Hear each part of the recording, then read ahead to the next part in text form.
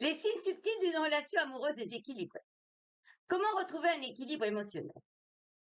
Vous sentez-vous parfois émotionnellement épuisé dans votre relation sans comprendre pourquoi? Aujourd'hui, on va voir ensemble comment repérer les signes subtils d'une relation déséquilibrée et découvrir les clés pour retrouver la paix.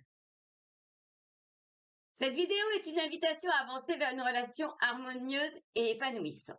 Restez bien jusqu'à la fin, je vous réserve une surprise pour approfondir ce que nous allons voir aujourd'hui. Abonnez-vous pour recevoir chaque semaine des conseils sur le love coaching et le développement personnel. Le premier signe, les micro-manipulations émotionnelles. Ce sont des actions ou des remarques subtiles qui peuvent sembler anodines, mais qui, accumulées, vous épuisent émotionnellement.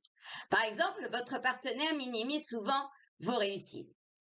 Il ou elle utilise des phrases comme tu réagis comme ça ou c'est pas si grave. Ces petites piqûres constantes peuvent nuire à votre estime de soi et créer un déséquilibre dans la relation. Le premier conseil, prenez le temps d'évaluer si ces comportements sont récurrents et comment ils vous affectent. En parler clairement avec votre partenaire peut être un premier pas pour rétablir l'équilibre. Le deuxième signe, le manque de réciprocité. Dans une relation saine, chacun doit contribuer de manière équitable, que ce soit en attention, en affection ou en effort.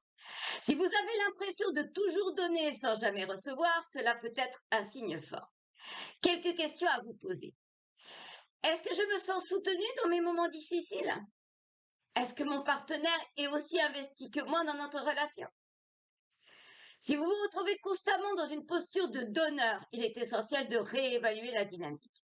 Une relation équilibrée doit être un échange d'énergie, pas une charge émotionnelle unilatérale. Le troisième signe, l'incapacité à parler librement de vos émotions. Dans une relation équilibrée, il est essentiel de pouvoir s'exprimer sans peur du jugement ou du conflit. Si chaque tentative de discussion se termine par une dispute ou un silence gêné, il y a un problème. Voici une solution pratique. Essayez d'exprimer vos émotions avec des phrases commençant par je ressens plutôt que tu fais. Cela permet d'ouvrir le dialogue sans accusation. Si malgré cela, la communication reste fermée, il est peut-être temps de réévaluer la compatibilité de cette relation avec vos besoins émotionnels. Les relations amoureuses déséquilibrées sont plus fréquentes qu'on ne le pense. En reconnaître les sites comme nous l'avons vu aujourd'hui peut transformer votre bien-être émotionnel. Si cette vidéo vous a aidé à comprendre votre situation, je vous invite à prendre rendez-vous pour un bilan gratuit et personnalisé.